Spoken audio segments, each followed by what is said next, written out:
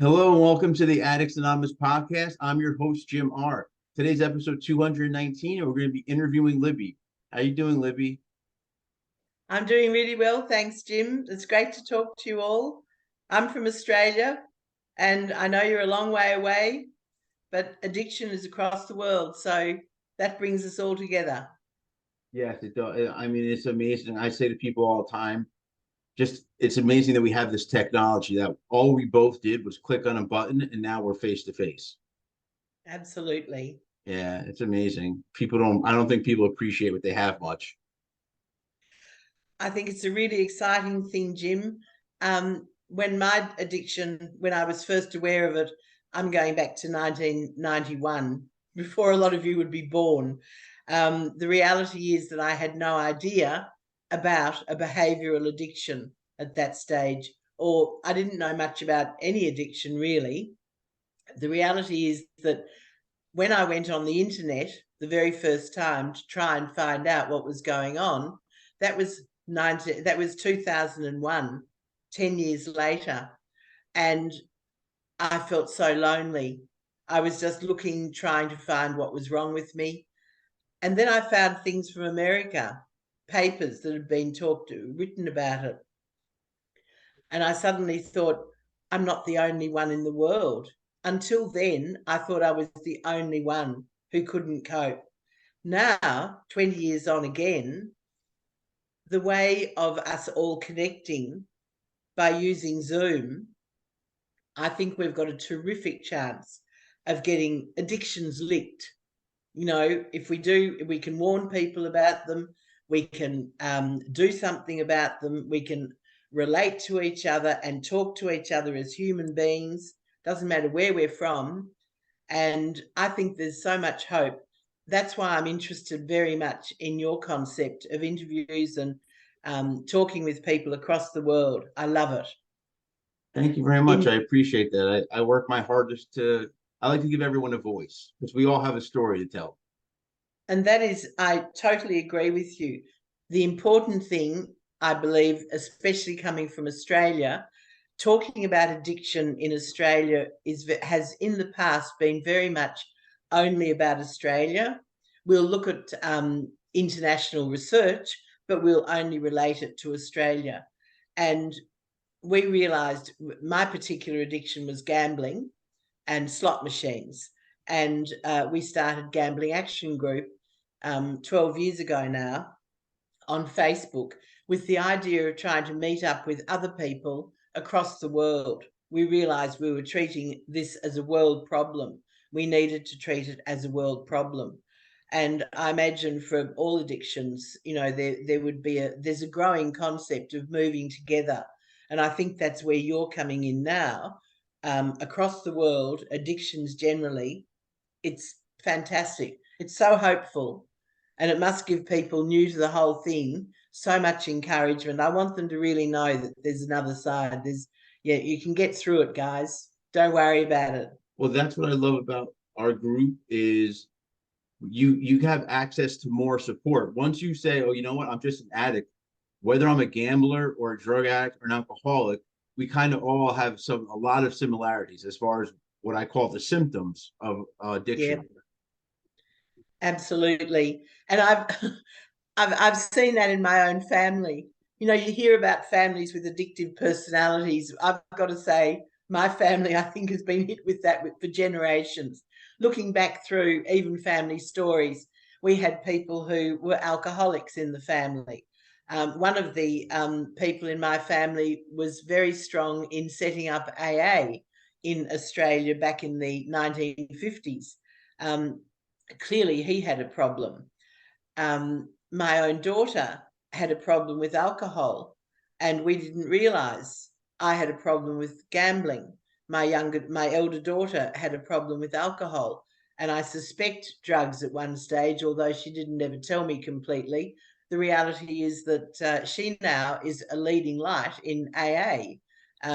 She found that was her niche, but I couldn't grab AA so much, but she happens to live in a city where there's a lot of people her own age, and she's developed some wonderful friendships through AA.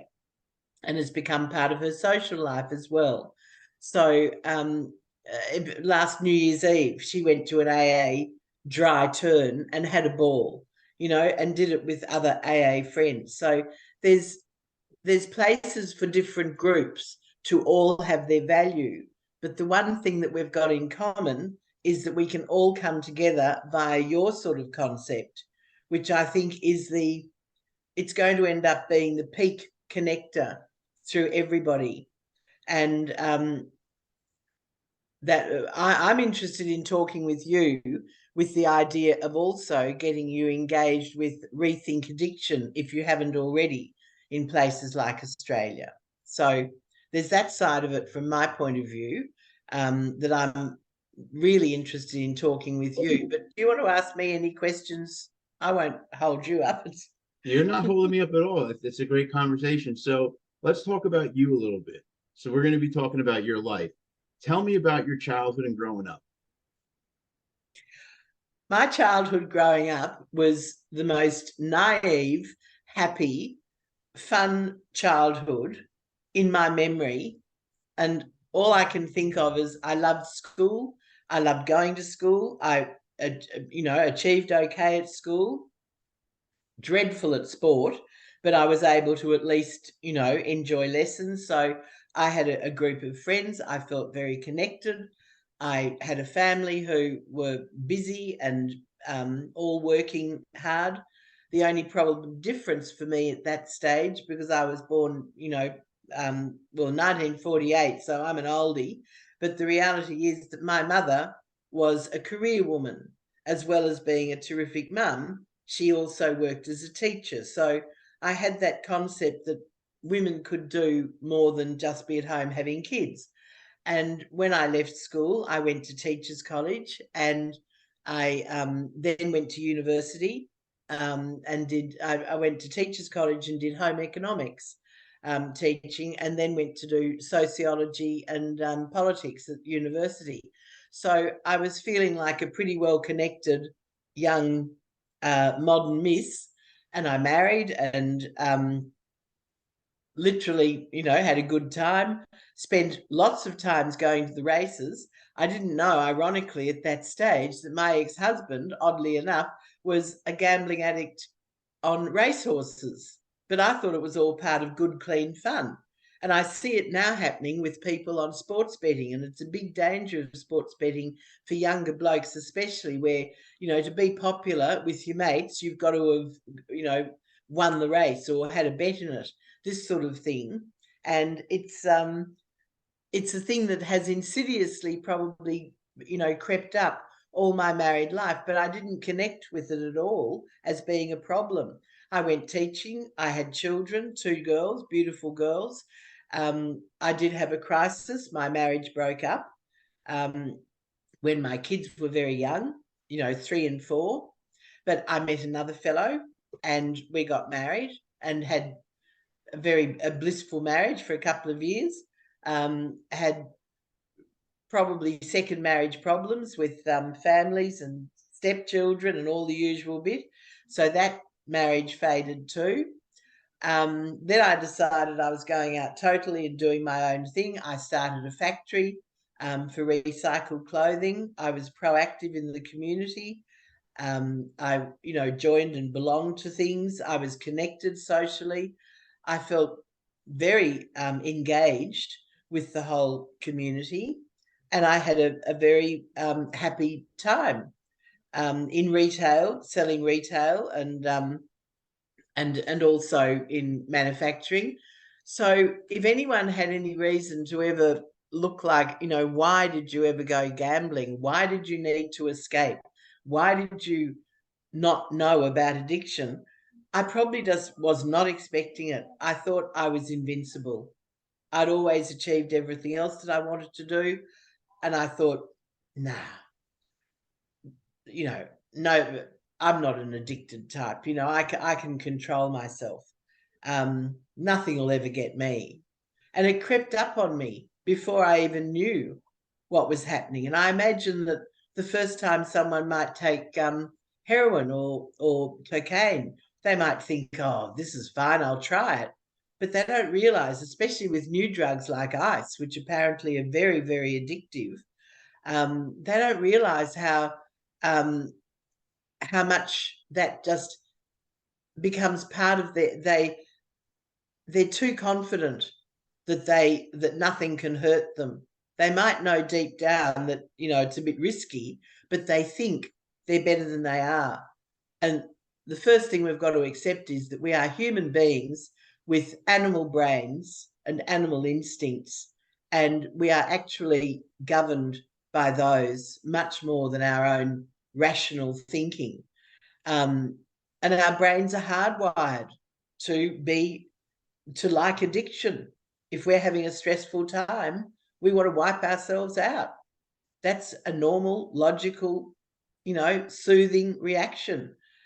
And I was addicted to slot machines way before I ever realized that I was addicted. And when I got into real trouble, by that stage, I was so ashamed of myself. I couldn't believe that I thought, surely not me, you know, this sort of thing. I can't, no machine will ever get me. So I didn't face it until I'd lost everything. In my case, I lost money. You know, in the case of someone on drugs, they're going to lose their health. With alcohol, they'll lose that as well. You know, I suppose with drugs, they lose money as well. But I lost everything. And I, you know, 5 years earlier, I'd owned 3 houses. You know, I was well on my way to investing. And my whole world came crashing down. And I tried to reinvent myself.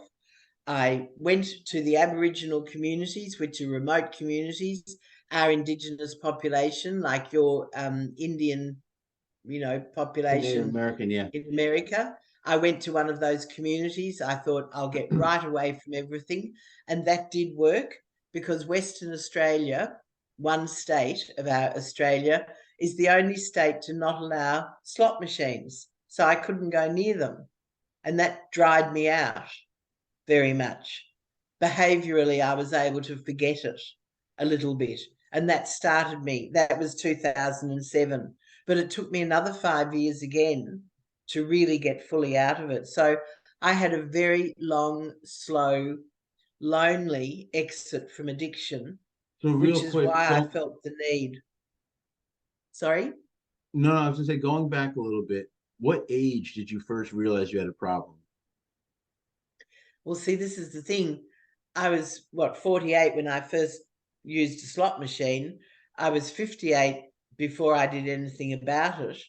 But I was probably only 2 years in, 50, I realized I had a problem. Um, there was no help then. There was no sign up, you know, come, do you think you're addicted to slot machines? Come and get help. Um, it just took me a long time. I was older. I should have been wiser. But that was how I was 50. By the time I got out of my addiction, I was in my 60s. So it took me a long time, you know, almost 20 years from go to woe, which was depressing, which is why I started Gambling Action Group on Facebook, you know, to connect with other people. And I also started an association with two other girls I found, you know, and it was like finding one person in those days in Australia was amazing to even. Are you my video stopped? Oh, no, but you're still, I could still hear the audio, so you're still recording. Oh, okay. Um, the reality is that it doesn't matter what age you are, Jim. It's probably the stage you are. You know, there are people with more sense than I've got who are 20 who know more about these things now. Oh, absolutely. Okay. So it took you about 10 years to actually do something about your problem. Why do you think it Um, took that? Why do you think it took that it long? actually, it took 7 years to Seven really years. start to do something, and then I backed off and didn't do anything for another 3 years. 7 years after my addiction started, I had started a business in Melbourne, a social network for single people, and it went really well. And the irony of the whole thing was that I had lots of social contact, and every time, by that stage, I was hopelessly addicted. And every time I held a function, I had a lot of money at the end of the function because people had paid to come. I went and blew it. And I had sold a house, planning to buy another one. And when I sold the house, I unfortunately blew the money before I bought another one. So I suddenly went from being a person who had resources to nothing. I remember one night I opened my purse, I had 85 cents left, and I was overdrawn at the bank. I had nothing at that age. I went to a counsellor, and the counsellor at that stage was not, they weren't skilled in dealing with addictions either. They might have been with alcohol and drugs, but not with gambling. And so that wasn't a successful experience. My worst ebb was when I had lost yet again at the Melbourne casino. I literally drove to the top of our highest bridge in Melbourne, and I was absolutely about to drop over the side. I was working out how to climb over. I couldn't see anything, it was way below me, was completely black. I had no idea how high I was. And all of a sudden, just as I was trying to work out how to put my leg over the side of the railing, a ship came out from under the bridge, came towards me under the bridge. I saw the prow of the ship, and they blasted their horn, and it went racing straight up into my face. And I've been told now that it actually broke a trance, that I was able to get out of the trance. I'd been in some sort of trance from playing poker machines or we call them poker machines, you call them slots, but I'd been playing them for about 15 hours straight. So you really got into a zone with them, and it didn't go away immediately. So I got such a fright, and I thought, I am really sick. If I'm talking suicide, I'm really too sick to be on my own. And I drove straight to the Royal Melbourne Hospital and went to casualty and emergency. And I went in and said, please, I'm not safe to be on my own. Can I stay here the night? And they let me stay the night. And in the morning, a doctor, got me on the road, the first road to going to a counsellor. Well, that wasn't a very successful experience, but I wasn't ready to. I can see now I was too ashamed of the whole thing. And I tried to do things on my own again for another 3 years. Then I hit the wall totally. And, I thought I'd hit the wall just losing money, but in the end, I couldn't keep my job down. I had to leave in the middle of a year, which I was teaching our senior years, and to go and leave in the middle of the year was a dreadful thing to do. So my kids were upset. They knew about it. They didn't know how to cope with me. My father had found out by that stage, and thank God they stuck beside me. And my father grabbed me and said, "You're coming home." He put me in under house arrest, so to speak, for 6 weeks. I went off and was treated with meds from the doctor. And I found out later the doctor said he didn't know how to treat a gambling addiction. So he gave me the same medications that you get for alcohol and drugs. And oddly enough, they worked. They got me out of the physical need. I had every physical symptom of drug withdrawal, spasms in my stomach, shaking, vomiting, nightmares. That went on for 3 weeks. So there is a physical nature, I'm sure, even in a behavioral addiction. And I'm sure it comes from the dopamine in the brain, being able to control that. So the physical addiction was one thing, but getting over the behavioral need to have the addiction was what took the long time. And that was way too long for me. Another 10 years, really. to get out of it was just dreadful. More than 10 years. Had we had this now, I would have been out of it much faster. That's why I see the value of it now. But there was nothing in those days. Sorry, I'm going on too long. Just stop No, me if not at I'm all. talking too much. Not at all. You say what Well, you say what you need to say.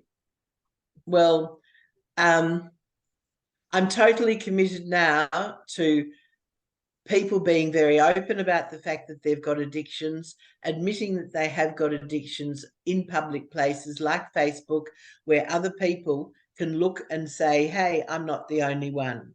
Because I do believe that every person starts off that way, thinking they're the only one who's weird. And it's only by seeing other people who talk about it, the stories, sharing our stories, I think is so important for everybody. And not being, I think, not being patronized as well. I've found now, because I go on the speaking, I do community speaking, you'll have people say, oh, you're so brave speaking about it. No, not brave, just practical. If we talk about broken legs and broken ankles, we can talk about addiction. It's the same deal to me. It is fixable. It is a condition. It is a problem, you know, only if we don't do something about it. And the more we can get new people who are just starting to look out saying, what can I do? I'm desperate here. I've got to do something. I can't go on like this. Um, that's the stage where we can get people and say to them, you're not the only one. You've actually learned a hell of a lot by being in this position. So let's work out where you're going next, and let's work out the message you want to give to other people as well, and the message you want to give to yourself. I think the messages between us all are the most important side of overcoming the behavioural addictions. And that's, I'd like to hear more as well. For example, when did you decide to do something about this? When did you get angry enough? When was the fire in your belly enough to say, I've had this, I'm doing something about it? I found out I was having a daughter. This is my first kid, and it lit a fire under my ass where I said, I can't do this anymore. It's too much. And I realized I couldn't control myself. That's, I came to the realization that I was not in control. That's what made me get help, because I don't want my daughter to ever see me like that. I think that's so, it's so beautiful hearing you say that, because I had the same feelings when I saw my children's faces, and I was older. They were 20, and 22 when they found that suddenly we were homeless. We had nothing. Other parents had a house, other parents had somewhere. They were going out trying to meet boys who they'd meet and marry one day.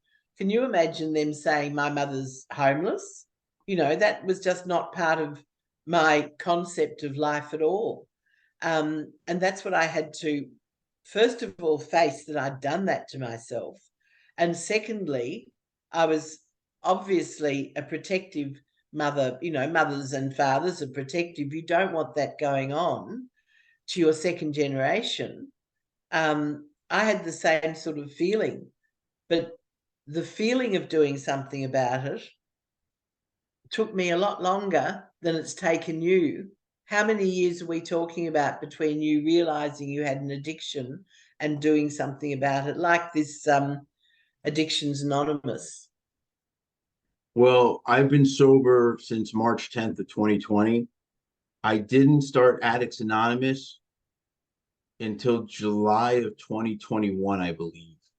Because I'm what I did was smiling.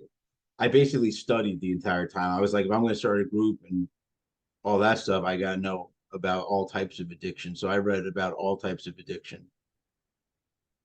Well, I'm smiling. It took you 1 year, so to speak, and it took me so much longer.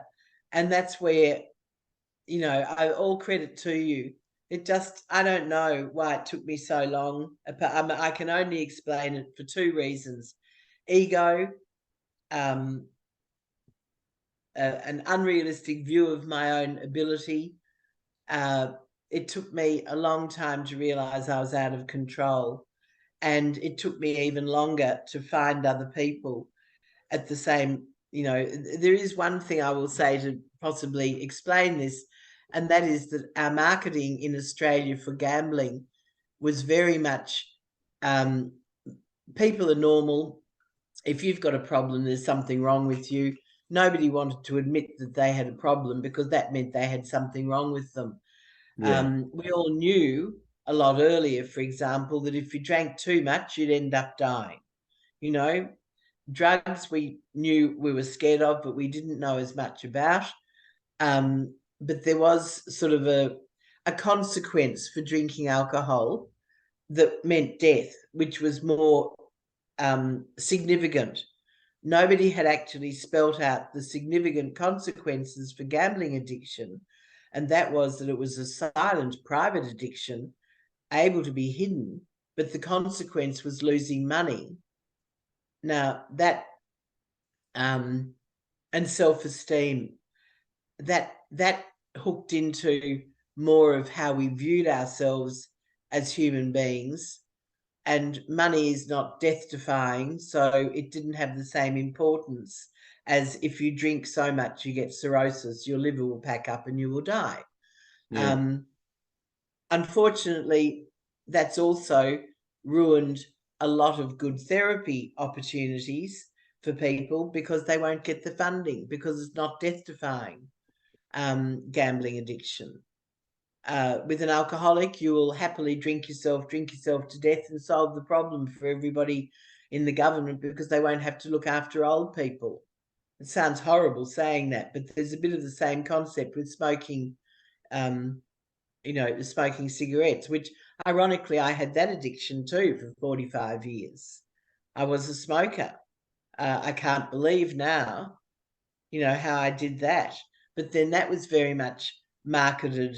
Remember when all the doctors, the Camel cigarettes, they were back in the 50s, they were all promoting the best cigarettes to smoke. Yep. I No. obviously I wasn't around them, but I have seen a lot of those articles and stuff like that about the doctors who they said to help lose weight, be calm, all types of things. Well, the interesting thing is that when they stopped cigarette advertising, that helped a lot. Now, in Australia, we don't have advertising for alcohol. We do a bit. I've forgotten, we can't do it at sports events or something, but it's quite limited alcohol advertising. I don't know about the US. All I know is that in Australia, gambling, it's on, honestly, mainstream TV. It is out there right now. The biggest money maker for them will end up being online, the sports gambling, Yep.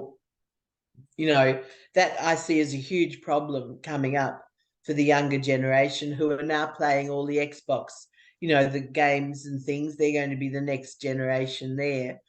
I don't know where alcohol, I don't know what you do about alcohol in America. Do you advertise it or If I'm not you just, mistaken, I've seen commercials. I think I've seen definitely Bud Light, or I'm sorry, Coors. I've seen beer commercials, unless I'm just completely wrong, but I'm pretty positive I've seen beer commercials. And I feel like I've seen commercials for liquor also. Very, very right? few of them. There's not a lot. Okay. Well, I'm feeling the same way about it, but gambling, advertising, we have the Melbourne Cup. It's a horse race. It's the world stops for the Melbourne Cup. You probably even hear who wins it over in America. But the reality is that, you know, every young person wants to be part of the Melbourne Cup. We have cup sweeps. It's all about it. So they literally get swept into the idea of doing these things. There's money behind it for the people in the industries that run them. And over in Australia and in America, they pay money. The political parties get money from all of these different industries. So it's an insidious, it's a network of people profiteering from people becoming sick, you know, using too much of a product. Of course, that makes money for the industry, but it kills the person. And that's what we're up against. We're trying to warn people and say, hey, stand up to these companies. Don't let them suck you in. Don't look at their games they're playing. You've been played. If even well, we've got our at the moment, I believe. Have you brought is it hash? What do you call it? I call it marijuana. That's legal now, is it? In the Yeah, US, marijuana. yeah. It's legal Do now in you New get Jersey. worried? Well, I was told by a policeman years ago that he said it's not like the marijuana you had as kids. Not that I actually took it. I was so aware of it. I was scared stiff of it. Ironically, got another addiction, but I was terrified of any drug, and didn't take it at all. But now the kids are really feeling, oh, marijuana's okay. That's safe. But unfortunately, in Australia, often the marijuana is laced with something more addictive. That's We've no got good. a high level of cocaine use now, which is becoming the designer drug of all the young trendies, the young bankers, the young up and coming guys who want to get up in the corporate world. You know, they're probably thinking marijuana is just boring. Cocaine is their choice. Did you find that it became a socially acceptable thing to have cocaine, or did you just have it on your own? Well, it's definitely not socially acceptable. People are still against cocaine in America. Marijuana is now socially acceptable because all the states are legalizing it. So eventually it's just going to be I was telling someone else before, and this is true, obviously. I'm going to have to tell my daughter, who's only 2.5 now and she's older, oh, you can go to the store and buy marijuana, but daddy lived during prohibition. Daddy had to go to drug dealers technically and find marijuana. You know what I mean? That's Well, good. I mean, there's a huge difference now to the way it was. I can't believe it. I kid around saying now that I quit pot, it becomes legal. yeah. Okay, can I ask you then, do you I'm going to tell you what I think, having tried to work it out. I believe that all drugs should be made legal, all of them, and then the government would be able to control to get the high price tag out of drugs. That would get rid of the drug dealers. And as long as people had to register to use those drugs, so that then you could watch them more. A little bit like we've now got safe injecting rooms in Australia. Yeah, but the only Um, problem with that is drug addicts are not reliable people. They're not going to register everyone. You know what I mean? You're going to have a registry that's not just a lot of people are still going to be embarrassed. No one's, a lot of people won't want to admit they're using heroin. They don't tell anybody or whatever the case might be. But as far as making everything legal, I know they did it in Portugal first. And then I know in the United States, Oregon, the state of Oregon, everything's legal. And I think what they do is they take all the money they spent prosecuting those people and they put it into rehabilitation. right. And Is that supposedly it's not a working. The only thing I care about is not social stigma. It's does it work? yeah, If it works, okay. people will get over the stigma. Because you know how many people, when I say what a safe injection site is, they go, "Why would you do that? You're only encouraging drug addicts." It's like, no, we're not. They're still going to use no matter what. Yeah. Just Well, giving they them a are. safe place does not encourage them. I thought I thought by having legal drugs, it would make them cheaper to buy, which of course they'd say, why do that? More people will use them.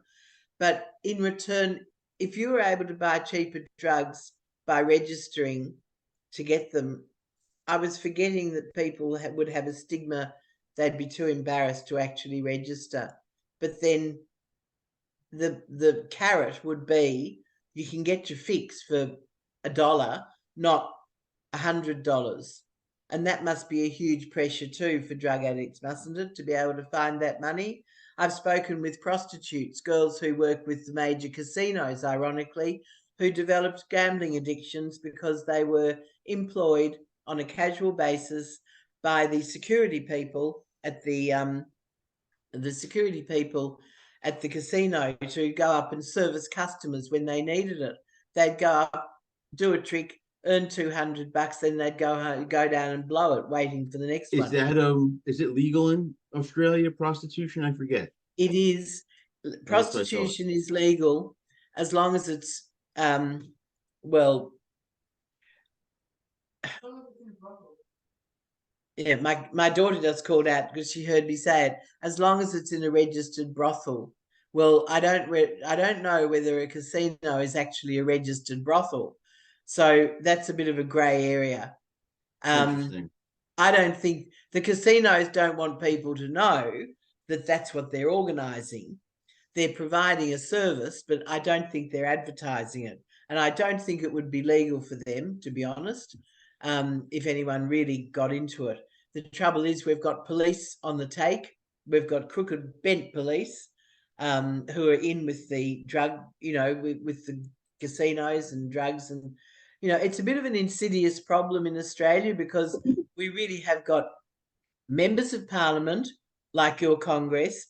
They're all getting paid by these industries to do what the industries say.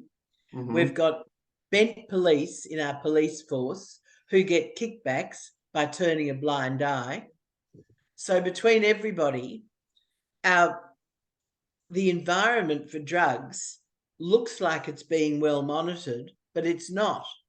We were even talking about it as a family yesterday. How the hell do so many drugs get into Australia?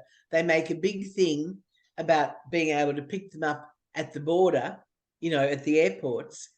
But, Australia's a big place with a long coastline. Surely to God, it's not too hard to get a couple of skin divers going and landing somewhere. Nobody would know, and unless, so there's so many ways of being able to get drugs in, but the drugs have a street value of, say, $20 million at the moment.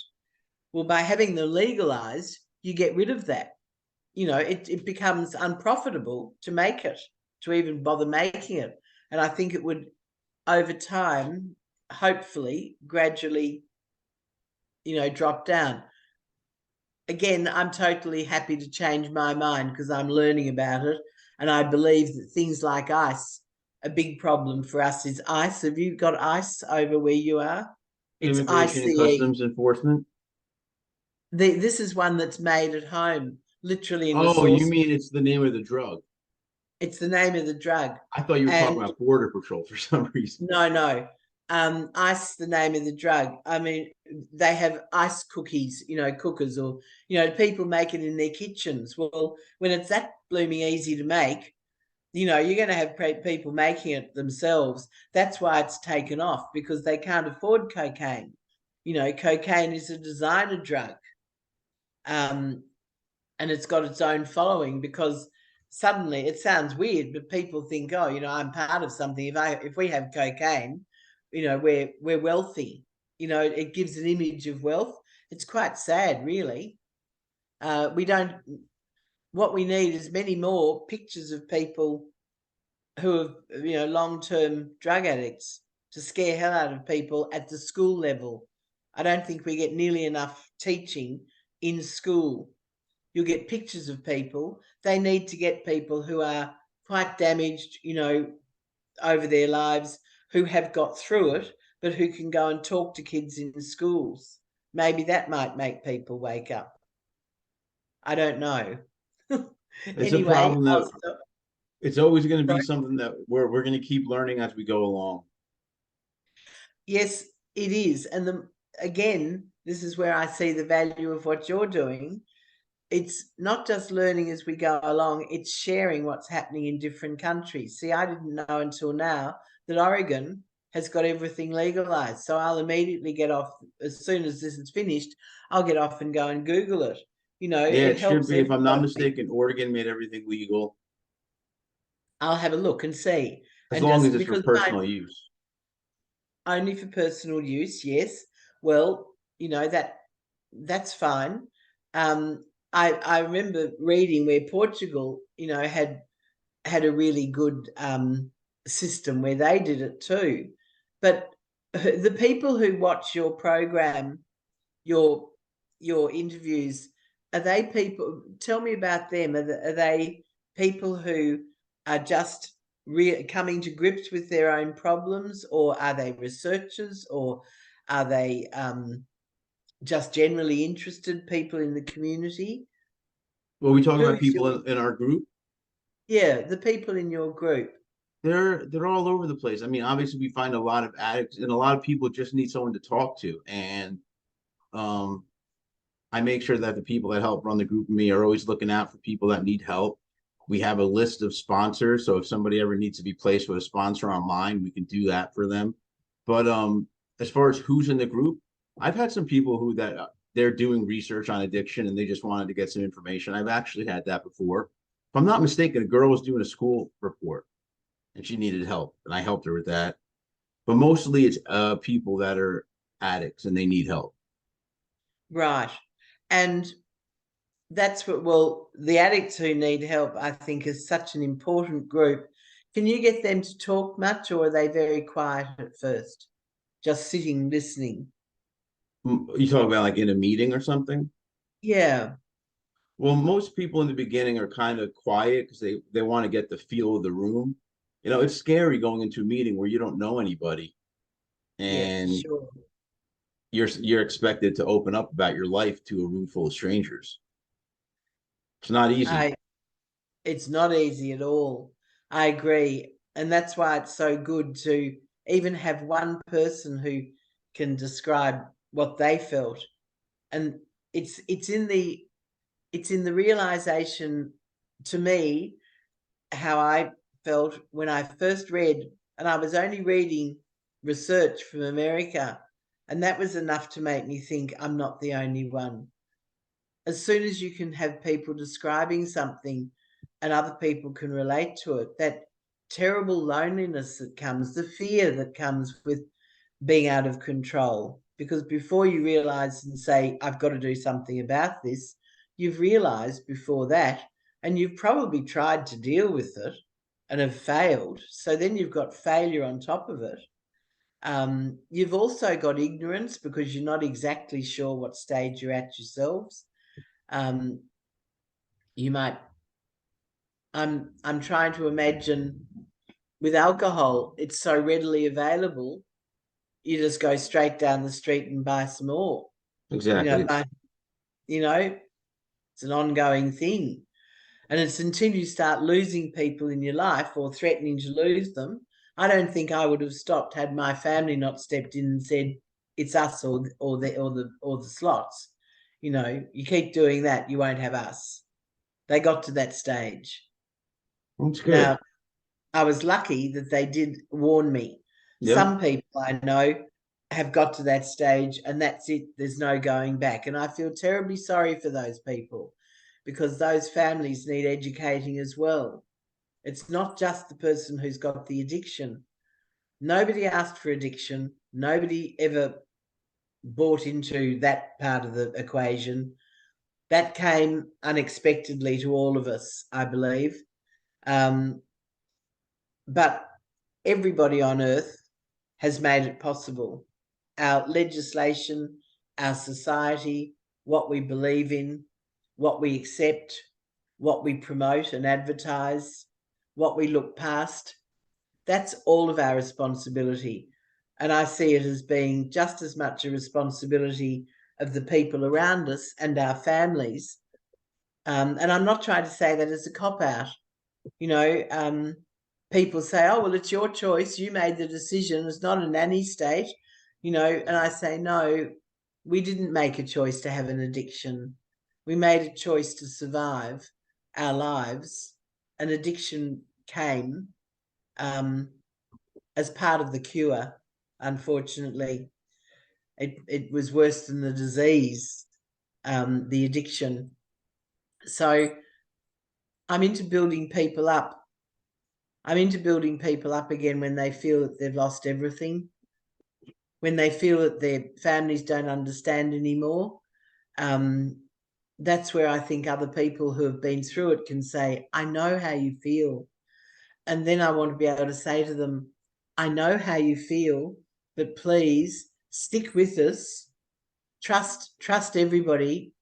Look at the wisdom of the group, and that way we'll all get through it together and we'll all be stronger people.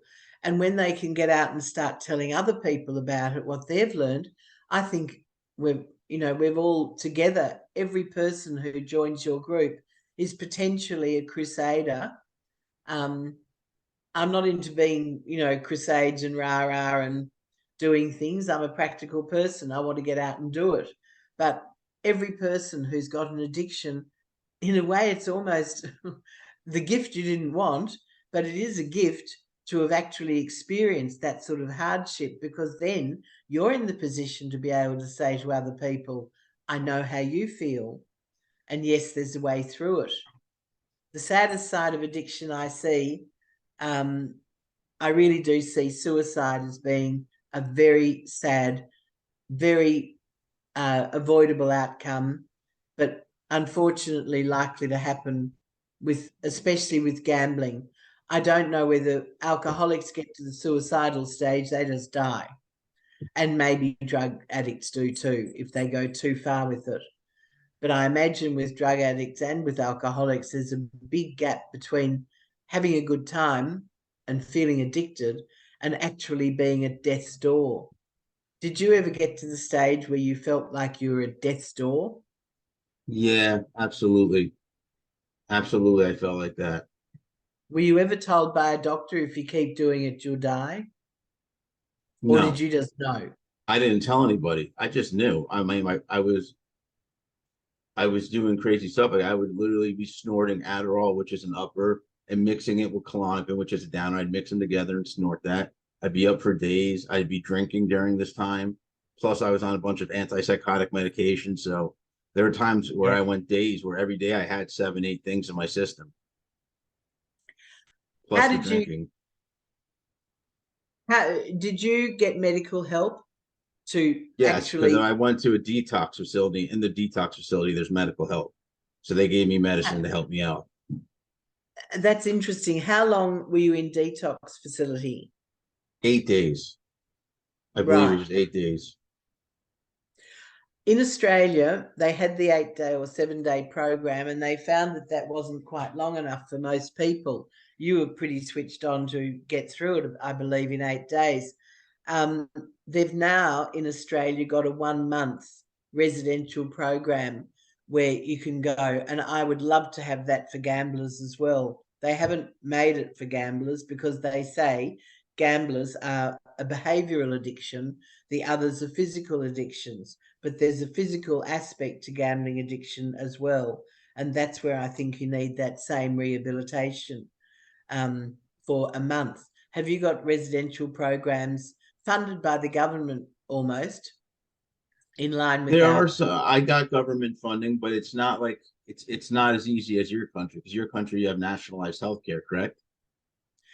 It's not a. It's you would call it nationalised healthcare. Yes, it's a basic public health system Yeah, that like a does. universal healthcare. Yeah, it does cover that. There is still paid private health cover. It's not a complete system. In England, everything's just on the national health, dentistry, everything. They've got a very well structured system. Australia is a bit of a halfway model. I believe in America, you literally have to buy it all yourself, don't you? If Yeah, we someone's pay got for no it. money, You either pay for insurance or you pay for the doctor yourself, which is very expensive. that's what I'm meaning. Do most people have, if you haven't got private health cover in America, can you go to a doctor Yes, without but then paying? then you have to pay the doctor out of your own pocket. Right, which is very expensive, Yes, especially for people who are broke. exactly. Um, we have got a system where you can go to a doctor and you get it at a reduced price. But to be blunt, you get what you pay for. And you still need to have private health cover if you want to have a decent cover. If you want to really. Now, the government did come in with helping alcoholics. they said, if you join private health for 2 months, then we will give you the same. Oops, I've just lost you. No, I'm here. What have I done? Hang on. I've clicked it. I'm back. Then they will give you the private health cover, the same benefits as people who have been paying private health forever. I think there's a lot of in Australia, we need to understand much more about addictions. That's the first thing as a community. We unfortunately have a policy in Australia of not advertising suicides. We need to be much more open about how many people do die from suicide in a year. Our whole system is geared to not telling people the full truth. And that is very convenient for our industries, the alcohol industry, the horse racing, industry, when they're all, I'm getting a restart require. Oh, that's in something else. Sorry. Yeah. I find in America, you seem to be more open with each other about even the way you discuss things in your newspapers. I feel, or is that changing now? What do you Are mean? you feeling? We don't get told everything that in Australia, our press, our newspapers are very much controlled by Rupert Murdoch, who I believe is very strong in America as well, and that he only prints what he wants to print. Now, unfortunately, we've got other journalists who are freelance journalists, but they're not as strong and don't get the message out as much as Rupert Murdoch does. And he's mates with our TV owners. So we get this mainstream message that suits all the industries and suits the political parties. They don't come along enough to tell us about the real hardships in our community that are being caused by all of these addictions. And that's where I come in from a community perspective. For example, in my own community, a very small country community, slot machines alone kill 511 jobs, 522 jobs every year on estimate. They literally take jobs out of our communities. We need to be able to give that message to our communities back. I don't know what the cost of alcohol addiction would be, but that would be huge. And Oh now yeah. drug addiction would be enormous. Imagine the second generation, the kids who are being born literally to drug affected mothers and alcoholic mothers. Fetal alcohol syndrome has become a big thing in Australia. I mean, the problems that are coming out from using these, it's no longer just, oh, well, that's your choice and we're making money from it. I think we're starting to look at where our whole fabric of our national economy is being affected by these things. That's a serious side to me, that the implications go much further than. That's where I see everyone who's involved in talking with you in your meetings. Fix yourself first. With help, everyone will help you get fixed.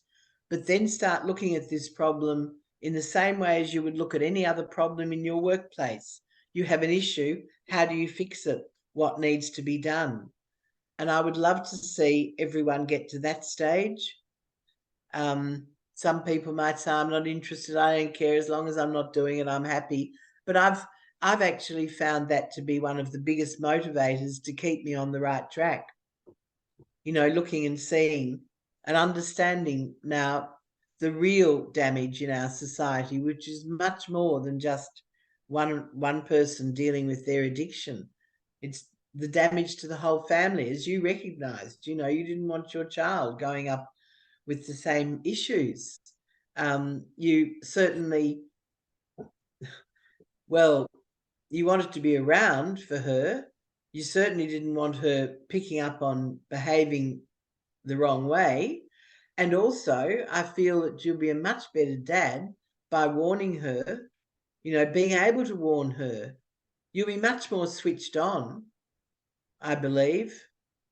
even by having to get your drugs illegally, you would know, wouldn't you, exactly how young people get drugs, or how do they get them now? Yeah, I mean, it's a that's a whole, we can do a whole nother episode on this stuff. Are you vaping? Yeah, I vape. See, ironically, in New Zealand, we've got vape shops here. I'm Yeah, horrified. this is my I don't really do New Year's resolutions, but it's just around the same time. This is hopefully my last one. So it's another thing I said to myself the other day. I don't even want my daughter to see me doing that. Well, I've got to say to you that for some reason, New Zealand thinks it's okay to vape. Australia right now is getting hysterical about vaping. You know, they're really trying to push all the doctors are trying to push all the negatives about it. Somewhere in the middle will be okay. But I'm interested in just seeing different ways of coping. Um, one of the things on in all of this is how to get through the coping. All I can say is that, for God's sake, go to your doctor, take all the drugs that they recommend, if they work for you, do everything you can to treat yourself medically, but also treat yourself psychologically as well. Don't just think it's all going to be cured by taking tablets, Valium tablets, or whatever you take for, getting over alcohol.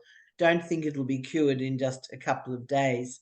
You've got to treat it as a psychological issue, one that needs behavior change. And it's a bit like doing exercises. The more you do them, the better they get, or the easier they get. And, if you don't use it, you lose it, that concept. Um, Exactly. so there's a lot of inspiration um, that needs to be given to people, and that only comes with sharing and them opening up, willing to listen. So they've got to learn how to listen better and share and speak better as well. You're looking Yeah. anxious. Are you wanting to stop this because it's gone too long, or is it? No, No, I no. was wondering. I don't know how long it goes for. Oh no, we'll be wrapping up soon, but no, I'm not anxious. I was wondering if I was taking up too much of your time. That was No, all. not at all. Do you want to ask anything else? Well, yeah, I always ask one last question. You kind of already did it. I was going to ask if you had any advice for people watching or listening. Um, my advice, first of all, would be immediately tell your family they love you. They are the people who probably already know. And even if you think they don't know, they do know, and they will help you most. So if you can, a loved one or a friend, immediately share it. Then immediately after that, I would tell my family doctor. I do have respect for the medical profession. They've seen everything in their practices. They have the contacts. They know, well, hopefully they know how to treat you. So you tell your family doctor, and then if hopefully the family doctor will give you the places to go and see. What you can be doing in your own time is searching the net. You can be looking for things like Addicts Anonymous, going on Facebook, looking at other groups. In Australia, there are other groups, going to places like AA, even if you think it's a load of hogwash, try it out. Try out what suits you. Go to counselling, do everything. Don't ignore any way of therapy without trying it. Accept the fact that you are not going to be like this forever. You are doing something about it. So it is a proactive thing to be facing, and you're doing yourself a favour by doing it. My advice to people would be, get all the professional help you can, but you've got to put your own time and effort into it. Do your own research, get on the internet, get on social media, learn about the whole issue yourself. It's no good saying to an addict, as I'm sure you would say, don't go, just stop. You've got to accept the fact that addiction itself is the inability to stop. So Yep. you can't make yourself do something that you're programmed not to do. So you've got to be gentle on yourself, but you can't lie to yourself either. So that's where getting on with other people can actually help you to come back and remember it's your deal. You can get all the help. There's all the help available. If you don't look for it, then you need to find it.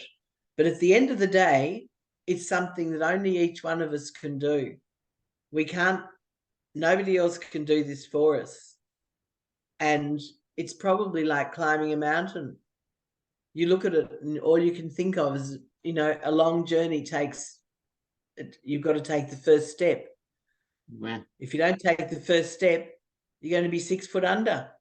It's your choice. That's the choice. You'll kill yourself. One way or the other, you'll kill yourself or your life will be dead as you know it. You'll be so ostracized that, you'll be, do you really want that? Now, I don't know the answer. If someone says, no, I just want death, I'm not sure I know the answer to that. But most people, I think, would choose to do something about it.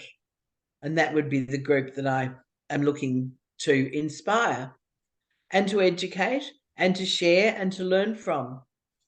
And Well, all I very much believe in what you said as far as being educated, doing the research, hop on Google, hop on social media. It's really important because the more about the way you work, the easier it is to help fix yourself. yes, I absolutely agree. Knowledge is power, and Yes. the more we understand about it, the better. And however we get that, whether we read it ourselves or whether other people share it in meetings or even links, read this or have you seen this? Even newspaper articles, anything that gets people discussing it as an issue. We've got to look at this as not a personal failure. We're human beings. We're behaving like human beings were hardwired to behave. You know, that's it. Our brains were built that way. That we like pleasure. We like getting dopamine hits. In our brains. We can't help that. We like getting the high of addiction. And once we accept ourselves for that, and then realize the dangers afterwards, we find it a little bit easier, I think, to step away from it. That's easier said than done, though. I suppose the first thing I'd be doing is saying, know yourself, know your condition, get all the help you can get, and join with other people. Do not treat it on your own. That's it. That's some great advice. I really appreciate you coming on the podcast today. I know we're trying to schedule this for quite some time, and I'm happy we were able to finally connect. I'm happy too, Jim. I've seen how. I'd love to ask you: have you connected yet with a site in Australia called Kicking the Punt? It's Ben Hamilton, a young bloke who had, I believe, slot machines and alcohol. I'm sure drugs will be in the mix there, but he had a pretty. He's a young tradie. It's a Facebook group, and if you could get your podcasts, if you could let him know, I think I sent a link to his group once. He's been going through a bit of a tough time. His wife actually and he broke up, and she was his big support. And he's had trouble with bust outs. He's been having relapses, things like that. But the group that ironically he started is now helping him to overcome his pressures at the moment. But he's your age group or younger. He'd love to talk with you. Yeah, If you set just it up. I'll be happy to talk with him. Well, can I set up one of these interviews? This interview here is just with you, just talking to you. Is that right? That's how this interview, or will this interview go to a group or bits of it, or will you edit it, or How would you Well, use this Addicts, gets Jim? posted. I will talk about it after it's done. I'll let you know where it's posted, but it's posted on all Oh, social media. oh, right. Okay. So, well, okay. I now understand much better of where I can actually send what you're doing Yeah, to like I other said, groups. after we're done recording, I'll get you all the links and stuff so you can find out where to, watch your own podcast and stuff like that. Share it with Oh, friends and family. all right then. Okay. All right, Well, sit tight for um, me. Don't go anywhere. All right, let me just do my little sales pitch for the group, and then we'll talk a little bit after the episode about maybe scheduling something with your friend. that's fine. I won't go anywhere. All right, sounds good. For everybody watching and listening, if you like what you saw and heard, go below and give us a like. Also, subscribe to see when we upload new videos. You can check us out, as I was mentioning, on all social media. We're on Twitter, Reddit, Facebook, Tumblr, TikTok, and Instagram. You can also check out our website, which is www.addicts-anonymous.com. There's plenty of resources as well as free literature there. And we also have a book coming out. I'm hoping to have it out by mid to late February. It's called Addicts Anonymous, Our Stories. It's a collection of people's stories, as well as I write about a bunch of different topics in there. So I'll keep you guys updated on that. That's all we have for today. I hope you enjoyed it. And until next time.